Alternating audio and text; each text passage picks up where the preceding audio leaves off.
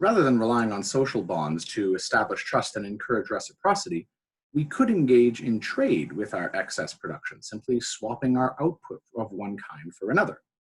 Now, Adam Smith suggested back in the Wealth of Nations in the 18th century that this was the old way of societies, but as I mentioned earlier, there's really no supporting evidence for this claim. What barter does do for us is enables much wider networks of specialization to include non-kin, or people that we aren't directly related to or necessarily friendly with. Because dealing only with our kin networks necessarily may create things like future obligations. And there are also risks and constraints associated with what we can do with a gifting economy. Now, in the modern world, a lot of people have the notion that barter has died off, but this is simply not true. If we take a look at Toronto and the Bunds Trading Network, it had over 300,000 members recently. And in the Bunds Trading Network, you're not supposed to use cash. It's simply supposed to be an exchange of goods for goods under all circumstances. Interestingly enough, on the Bunds Trading Network, chocolate and wine appear to have emerged as the most popular unofficial currencies, but we'll discuss currency afterwards.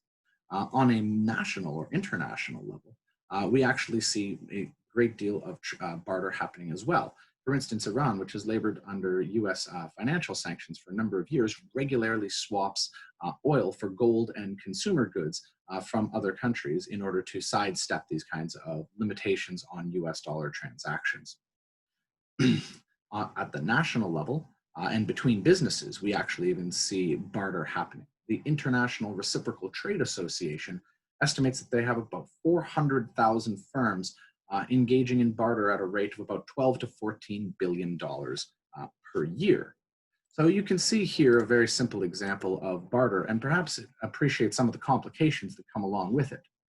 In this old picture, what we see is a local farmer attempting to exchange his product for a newspaper subscription.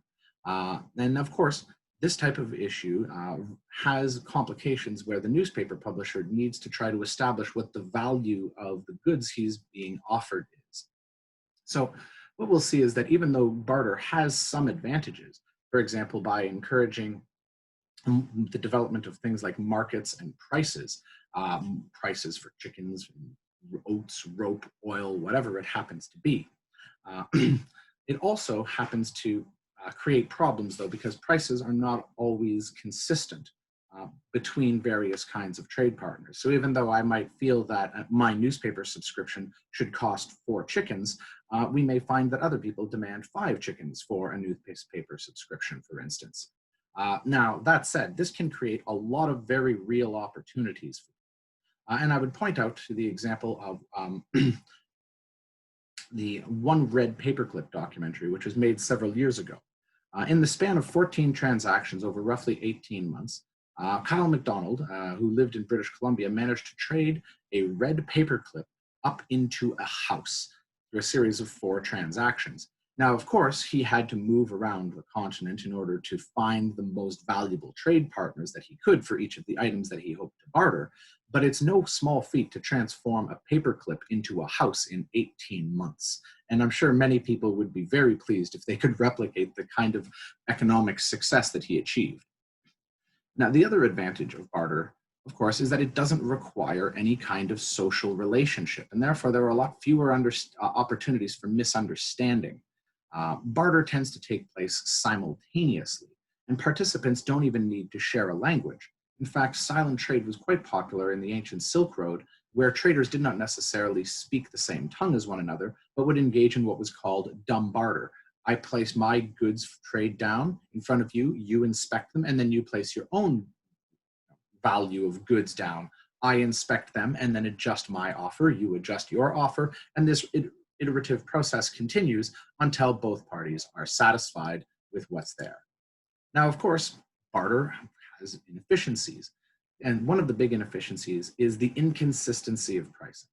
Another big problem we run into with barter is that you require a double coincidence of wants in order for it to work, which means that nobody might want your red paperclip, and nobody might be willing to trade a house. Certainly in the same way, if our newspaper editor is also a chicken farmer, he may not appreciate being paid in chickens. And so in order for barter to succeed, you need to have someone who wants what you have and who has what you want.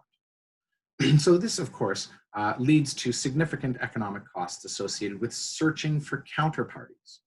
Another big problem with gifting is the notion, or not gifting, but with barter rather, is the notion that many assets aren't equally divisible, right? I can't pay you with 5% of my smartphone. I can't pay you with 18% of a cow or 2% of a sports team that I own.